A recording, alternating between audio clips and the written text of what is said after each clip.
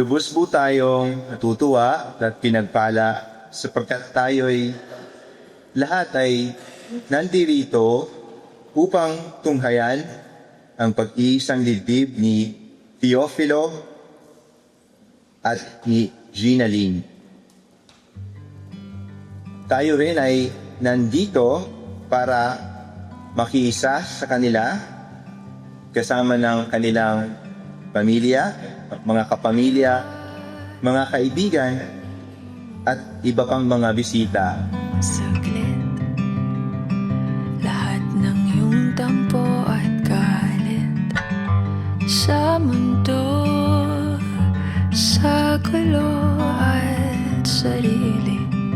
Halika dito't sa akin tumabi, sumandal sa pagmamahal.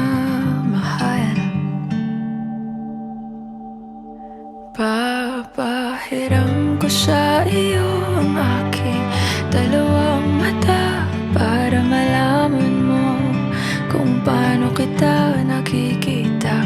Maging ang puso ko kapalit ang nasa sa'yo para maramdaman at mabura ang mga agam-agam.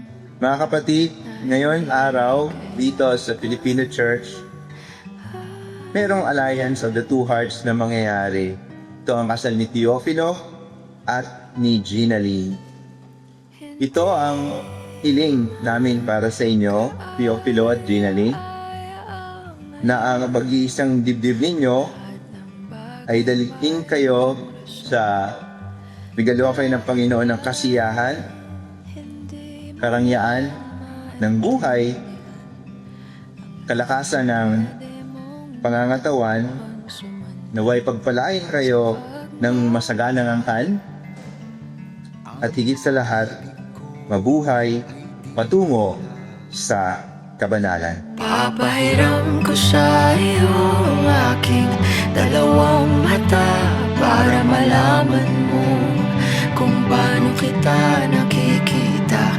Maging ang puso ko kapalit ng Gina Lynn, sa'yo para bukal ba sa iyong loob ang iyong pagparito upang makaisang dibdib si Teofilo na iyong pakamamahalin at pagdilingkuran habang buhay?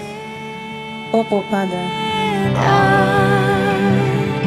ang mga di kailangan papalitan natin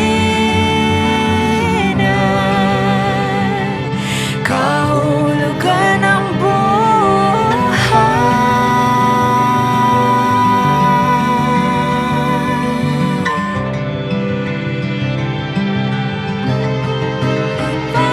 Papahiram ko sa iyo ang aking dalawang mata para malaman mo kung paano kita nakikita. Maging ang puso ko kapalit ng nasa sa'yo para maramdaman nilalaman buburahin natin ay ang mga di kailangan papalitan natin. Minamahal kong Teofilo at Gina Lynn, naririto kayo ngayon upang pagtibayin ang inyong pagmamahalan sa harap ng sambayanang Kristiyano na natitipon ngayon.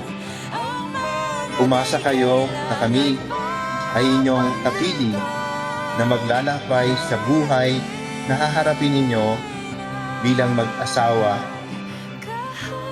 sa pamamagitan ng paghingi sa Diyos ng panalangin ng kanyang biyaya at pagpapala. Papahiram ko sa iyo